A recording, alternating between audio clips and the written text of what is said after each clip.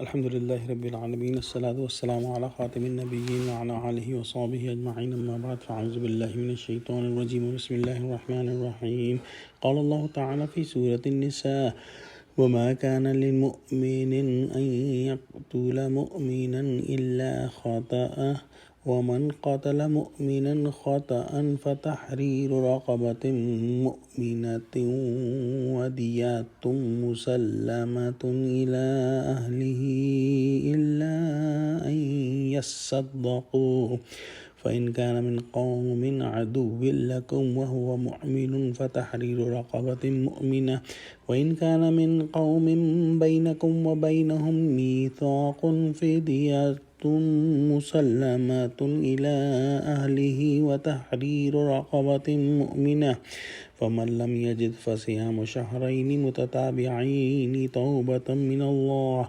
وكان الله عليما حكيما۔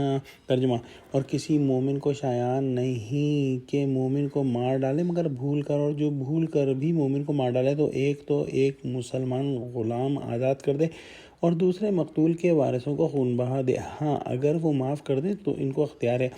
اگر مقتول تمہارے دشمنوں کی جماعت میں سے ہو اور وہ خود مومن ہو تو صرف ایک مسلمان غلام آزاد کرنا چاہیے، اور اگر مقتول ایسے لوگوں میں سے ہو جن میں اور تم میں صلح کا عہد ہو تو وارثان مقتول کو خون بہا دینا اور ایک مسلمان غلام آزاد کرنا چاہیے، اور جس کو یہ میسر نہ ہو وہ متواتر 2 مہینے کے روزے رکھے۔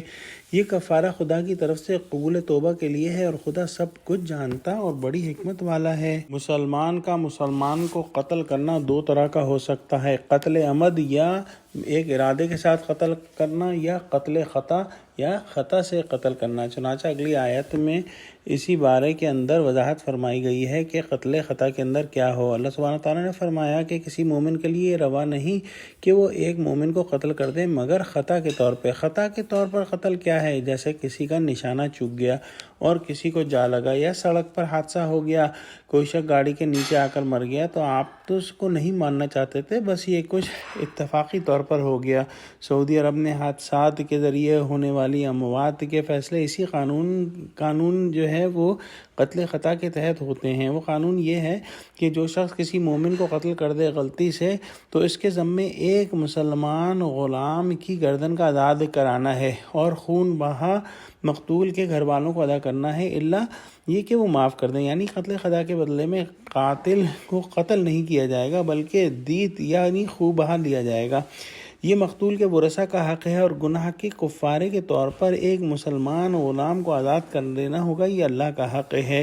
اور اگر وہ مقتول کسی ایسے قبیلے سے تھا جس سے تمہاری دشمنی تھی اور تھا وہ مسلمان، تو پھر صرف ایک مسلمان غلام کو آزاد کرنا ہوگا، کیونکہ کافر قبیلے کا آدمی تھا۔